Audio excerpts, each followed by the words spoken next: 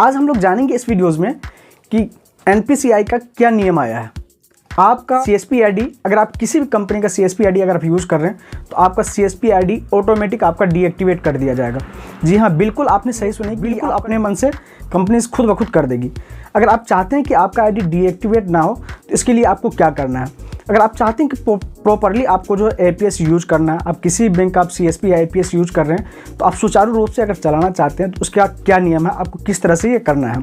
तो गाइस मैं आपको ये बता दूं कि आपको अब क्या करना है कि एक एपीएस को यूज करने के लिए आपको कोई भी कंपनीज का अगर आप एपीएस यूज करते हैं तो आपको सबसे पहले क्या करना है कि अपना डिस्ट्रीब्यूटर को एक शपथ पत्र देना होता है, जिसमें कि उसमें ये साफ लिखा होता है, मैं आपको ये शपथ पत्र दिखा रहा हूँ, उसमें साफ लिखा हुआ है कि किसी भी तरह का अगर आप फ्रॉड करते हैं, कोई भी अगर आप घपला करते हैं तो उसका जिम्मेवार आप खुद होंगे, कंपनी नहीं होगी। ठीक है, कंपनी इसी कारण से अभी इतनी ज़्यादा फ्रॉड हो रही थी, जिस वजह से क्या किया है कि सबका जो डीएक्टिवेट करते जा रहा है, जिसका थोड़ा सा भी कंप्लेन आया किसी भी कंडीशन में तो उसका ऑटोमेटिक कंपनीज बंद कर दिया। मैं आपको ये भी सीएसपी चाहते हैं कि हम सीएसपी लेना चाहते हैं तो सीएसपी लेने से पहले आपको कंपनीज को शपथ पत्र भर के देना होगा।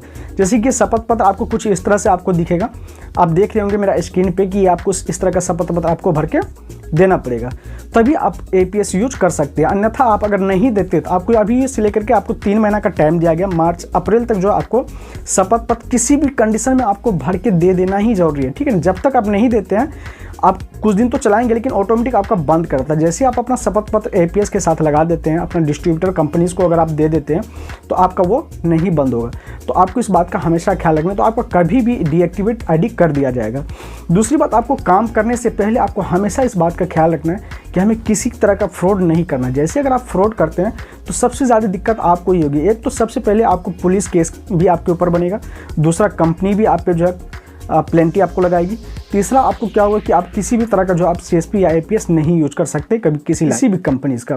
ठीक है, तो आपको सबसे पहले इस बात को अपने आप में ध्यान रखना है, ये बहुत ही ज़रूरी बात थी। मैं आपको एक चीज़ और बताना चाहूँगा कि आप अगर यूपी, बिहार, झारखंड से तभी आप हमें सीएसपी के लिए कांटेक्ट करें। अगर आप इस स्टेट से अदर हैं तो आपको मैं, अगर आप हमें कमेंट करते हो तो हम उसमें आपको कस्टमर केयर का नंबर दे देंगे, आपका जो लोकल डिस्ट्रीब्यूटर होगा उस डिस्ट्रीब्यूटर से आप कांटेक्ट कर सकते हैं। जैसा कि अभी जितने भी हमारे सीएसपी है, मैं आप सभी से अनुरोध करता हूं कि आप सभी, जैसे कि हम ग्रुप में हर ग्रुप में डालते रहते हैं कि शपथ पत्र आप लोग भर, जो जितना भी होता है सब फिल करके दे दीजिए हमें, क्योंकि नहीं तो आने वाला टाइम में क्या होगा कि आप सभी का अगर एक ही बार अगर बंद हो गया, अगर आप नहीं देते हैं तो आपको ही प्रॉब्लम धीरे धीरे अपना शपथ पत्र भर के दे दे, ताकि हम इजीली तरीक़े से आप लोगों का ये चीज़ ऊपर में सेंड कर सके। ठीक है, ताकि आप सुचारू रूप से काम करें, कहीं आपको दिक्कत नहीं आएगी।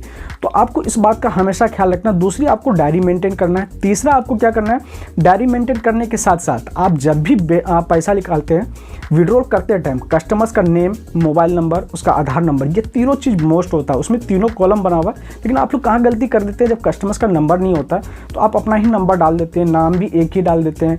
अब अगर 10 ट्रांजेक्शन के सब में सेम ही सेम दिखता है, आपको अगर किसी चीज़ की ज़रूरत पड़ती है तो आप वहाँ पे नहीं निकाल पाते, उस चीज़ को आप नहीं ढूंढ पाते कौन सा कस्टमर का हम पैसा निकाले, किस कस्टमर का हम पैसा नहीं निकाले। अगर आप नाम बाय नाम अगर वहाँ पे डालते हैं तो ईजिली तरीके से आपको भी पता चल जाएगा कि नहीं कौन सा कस्टमर्स का हम पैसा निकाले हैं। आई होप कि आपको हमारी ये बात अच्छी लगी होगी। अगर किसी तरह की अगर आपके साथ कन्फ्यूजन हो तो आप हमें कमेंट्स बॉक्स में कमेंट करके पूछ सकते हैं। अगर बैंक ऑफ बड़ौदा का अगर पैसा आपका कोई भी पोर्टल अगर आप यूज कर रहे हैं, अगर बैंक ऑफ बड़ौदा का पैसा नहीं निकल रहा है, अगर सस्पेक्टेड फ्रॉड बता रही तो आप उसके लिए रोयनेट एक्सप्रेसो का आईडी यूज करें, जो कि अब इजीली तरीके से वहाँ से पैसा निकल रही। बहुत कुछ इसमें ये सॉल्व हो चुका है और बहुत सारा ऐसा है जिसके कि उसी व्यक्ति का नहीं निकल रहा जो जिस व्यक्ति का नाम से कंप्लेन गया है बैंक में, तो उसके लिए अभी कुछ नहीं कहा जा सकता। बट जो न्यू आईडी यूज कर रहे हैं तो उसका इजीली तरीके से निकल रहा है, कहीं दिक्कत नहीं होती। मैं आपको लाइव भी इसमें लाइव आपको दिखा रहे हैं कि यहाँ पे बैंक ऑफ बड़ौदा का इजीली तरीके से निकल रहा है, कहीं दिक्कत नहीं, उसी व्यक्ति की नहीं निकलता जिसका एक कंप्लेन ऑलरेडी बैंक में पहले पहुँच चुका है।